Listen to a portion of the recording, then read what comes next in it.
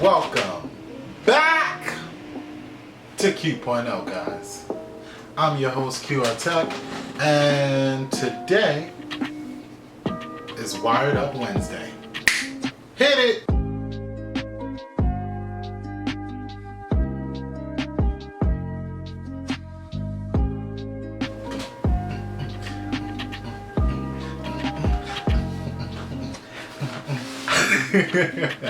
Alright, so anyways, today we're going to be talking about Elon Musk's latest project. Yes, we are talking about the man who wants to go to Mars. The man who dreams of everyone having an electric car, and yes, the man who has a whole bunch of other things that he plans on doing. But anyway, the latest thing he's doing is called Neuralink. His latest project, his latest little pet that he's nurturing, that he's seeing, that he's watching grow. And earlier this week, or actually last week, he dropped a video. Wasn't a press release, according to him, but it was an opportunity, a thing for people to aspire for. He was looking for people who shared his sort of dream, shared the dream that one day you could turn on everything with a thought, and you could fix people. So there's also that point of it. But anyways, let's get into it. So I watched the whole video, I saw the whole thing, and for me, it sounds very interesting. But I will break it down and we will talk about it piece by piece. So what is Neuralink? Neuralink is a new device. It's a small, little, circular, thing that takes the place of a piece of your skull. So the objective, well, right now, what Neuralink can do, they've they've drilled out a piece of the pig skull, because they first used pigs. So you drilled out a piece of the pig skull and replaced it with Neuralink. And the Neuralink allows the pig to communicate, or basically become a translator. It converts your thoughts and the synapses, or it converts that into data that we can read, data that we can see. And according to the people, the team at Neuralink, which consists of about 90 employees right now, according to them, their plans are to, as Black Mirror did, replay memories. So they want to be able to replay memories one day.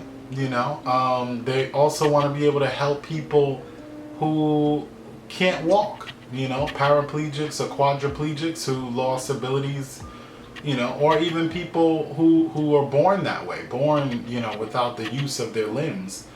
And, so there's all sorts of applications, all sorts of things they hope to achieve with Neuralink that are good, but I've had this info for a little bit, and I've talked around and asked people, just to get an idea of what this kind of sounds like. And immediately Cyberdown units are becoming self-aware. And it's like, this is the conversation of technology versus humanity. And you see, we're basing, I may be going off on a rant, but you know what? Wired Up Wednesday is about, it's going to be one topic, and we're just going to talk about it. We're just going to sit, we're just going to talk about it. It's going to be, not that intense, less intense. So think of Wired Up Wednesday. Well, actually, it is going to be a podcast. So, Wired Up Wednesday is a podcast. So yeah, that's what we're doing now. So anyways, yeah, that goes into the argument of technology versus humanity. And I always told my dad, I asked my dad, I asked some friends, I asked my aunt, and my cousin, and my grandma. And yeah, of course, the idea of an electronic device replacing a piece of your skull causes some hesitation. Me too, I'm with it too. I'm there with y'all. But let's explore a way we can do this without being so invasive. you know, because I think accessing the brain, maybe that should be wirelessly done. I don't wanna have to, you know, miss a piece or do all of that. I feel like that's pretty extreme, you know, replacing a piece of my skull. I think anytime you put the word skull in it, it's like, I don't think you lost me at the skull part. So anyways, at the demonstration, you know, when Elon Musk first introduced Neuralink, told us about it, this little device, showed us a little PowerPoint presentation of peeling back the scalp and drilling the hole in the skull, and I'm like, yeah, this is a no for me right now. But of course, you know, with time, technology improves, ideas improve, things get better, and people think of different ways to do things. So it's like, so it's like, it's all good for now.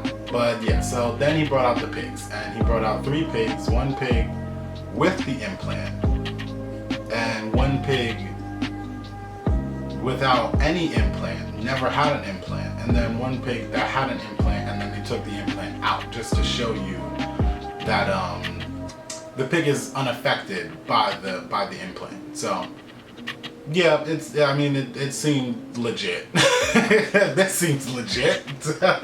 So it was okay. Yeah, I didn't notice any change. It was pretty cool. They had, it was like little beeps. The little beeps corresponded with the data that was being passed from the pig's brain. So the data that was being input into the computer, transferred and translated into technology. That was the beep. So it was constantly beeping, you know, and this is what they told us. So it's like, what is that beep? It could be somebody behind the curtain just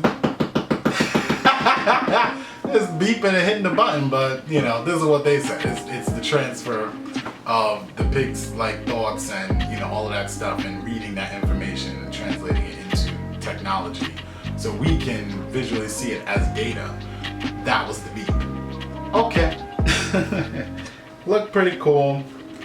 So Neuralink hopes to solve the problems like addiction, paralysis, depression, brain defects, you know, blindness. These are all the things that it hopes to help. You know, this is exploration. This is science. It requires experimentation, and so, you know, they may not have the answers right now, but this is the track to go on, because if you think about the body, it's just a wiring. It's just everything is connected to a thing that makes it work. So it's like, that's the reason why technology is so much like us, and the fact that electricity, you know, electricity runs through us, and electricity runs through technology as well. So it's like, these are the things. You see the what is it? At the hospital when they boom, you know, all of that stuff is like as electricity. It jump starts your heart, and the brain and synapses, you know, all the senses just jumping.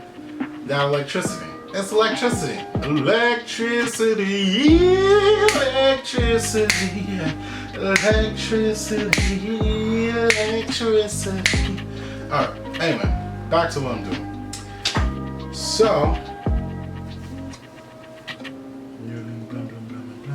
So if you're wondering how far in the brain does it go? The Neuralink only goes about 3 to 4 millimeters into the cortex, into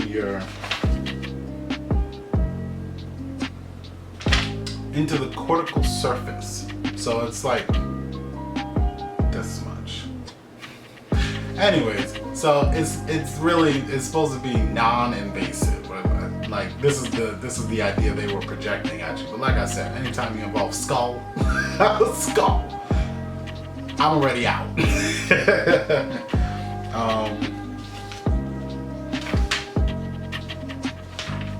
So yeah, it drills into that, and that's what starts them on the idea that they can solve these problems like blindness and depression and all of these things that we really don't have a solution for, you know, yet, because people who are born blind, we have a stick, It's a stick that we give them, you know, and like, good luck. So it's not solved, you know. We haven't addressed the problem. So now this is actually getting into, because biology is like the science is understanding tech. You know, I guess how to I think of biology as like the science. I mean, it's the science of like you understanding biological material, but it's like understanding how it works, how it, you know, blood vessels, they're like wires. They transfer, you know, blood the same way wires transfer energy, you know. So, and they transfer energy because you need energy in the blood, the oxygen, you know, in order for your heart to pump and stuff. So the way I see it, it's the same thing, but different, because obviously biological and technological are two different things. But anyways, back to what I was talking about. So the Neuralink, they are working on allowing you to be able to summon your Tesla. You know, there's the possibilities are really endless as to what you can do with this sort of technology. It's like it's amazing. You know, it's a lot of good stuff. Of course, like I said, skull. There's a lot of bad stuff. You don't want to do that. But interesting that they're at least testing the waters. They're at least seeing where this can go. And if nobody does it, then it won't get done. So about the memories. Because, okay, so they did touch on, will you be able to replay memories, you know, like, and then store them? Because of course, if you can replay them, you have to store them, you have to put them somewhere. So in order to do that, you have to sort of translate that into technology, which that they haven't done yet. So it's like trying to understand, you know, how do you convert it? You know, in math class, I used to have to find the lowest common denominator. So it's like you convert it down to the same levels, and then across the board, like the same units, and then you can understand. So it's like you have to transfer it in a way. But that's what they're working on when they talk about consciousness. So consciousness goes into understanding like the start of everything, because essentially we are born from hydrogen, you know, as biological beings, born from hydrogen, you know, the most abundant resource in the universe.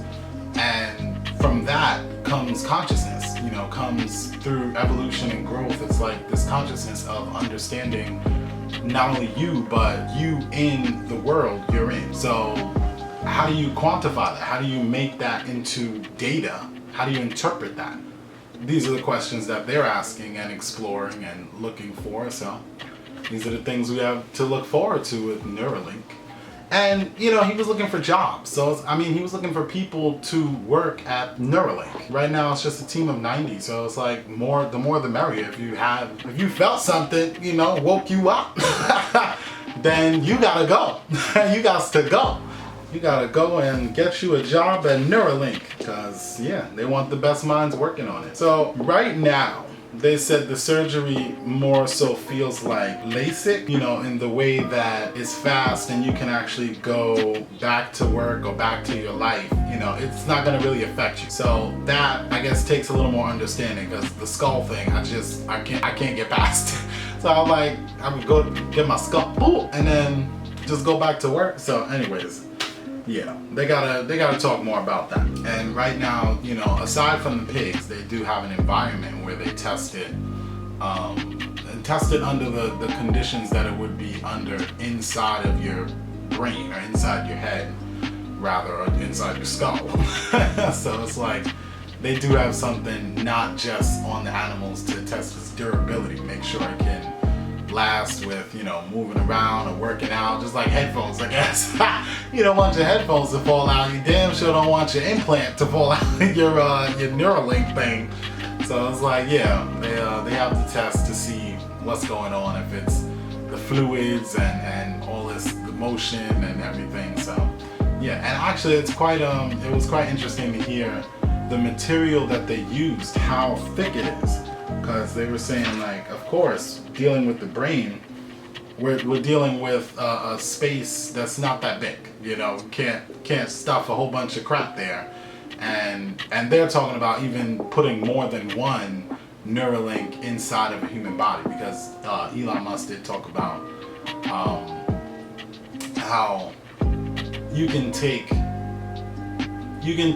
Neuralink, like you can have one in the brain and then have one at the base of your spine to control your legs if, you know, like let's say your spine is broken. So he was saying basically like hot wiring your body, you know, and jumping the wire. So you're skipping over the broken part and finding a solution. You can still use your legs. That doesn't involve like a wheelchair or some sort of prosthesis or whatnot. It would be your legs just a rewiring, because I mean it's just a connection at the end of the day. It's just a connection that's broken. So like we've been saying, you know, biology and technology closely related, but nothing alike. Well, I guess maybe that's backwards. Maybe they're very alike, but nothing in common. No, I can't even say that. No, I don't know how to phrase this, but I mean, you know, my dad always told me, okay, humans create things based off of themselves. So if we look at technology as a bunch of circuits and wires and things connected to things to make other things work, then biology makes sense. You know, it makes sense that a biological being would create something that connects to other things to make things work. So it makes sense. It makes sense. It just, you know, makes sense. So back to what we're talking about. And also, oh, okay. So they did also talk about how not only can you fix blindness, but you can somehow gauge it too. And you could even improve well, not improve blindness, I guess that's fixing it. But no, you can even improve eyesight. So you can turn it up. And you could even incorporate heat vision or like x-ray vision and all these other things, you know. Just tossing stuff out there, you know. So that seemed interesting. That did seem like, who wouldn't want that? To be like Superman, man. Superman, man. And of course with all these things, you know, because the main thing about the human and the technology taking over, the robots taking over, is security. So security, they said they are working on it. And no, well, I mean, right now there's no real fine-tuned applications for it. So they're still contemplating about that. Before we can even worry about how the attacker's gonna attack, let's worry about what it is first. You know, so it's a lot of understanding that needs to go into it. But it's not like they've forgotten about security, of course. Nobody wants to get hacked, and especially if it's in your brain, be like, do this, you know? So we'll be watching out for that, or they'll be watching out for that. The material that it's made out of is so like small. It's corrosion, and not only is it small, it's so, you know, thin, you know, because the material has to be really small to fit inside your brain. But it is durable. It is durable enough to keep the electronics safe from fluids and corrosion, corrosive, you know, the corrosive environment that can exist in your brain, fluids and everything. But for example, 100 microns is one strand of human hair, you know, a typical strand of human hair. And what they've been able to do is make this material actually 5 microns thin. So 5 microns is just the material that they use to, you know, the flexible wiring that goes inside of the device. And they've even put focus on, they said that in the future they could even go to sub-micron levels, you know, so even smaller, even thinner, you know. Well, like I said, this is the hope, because the skull thing, a lot of people can't get past that.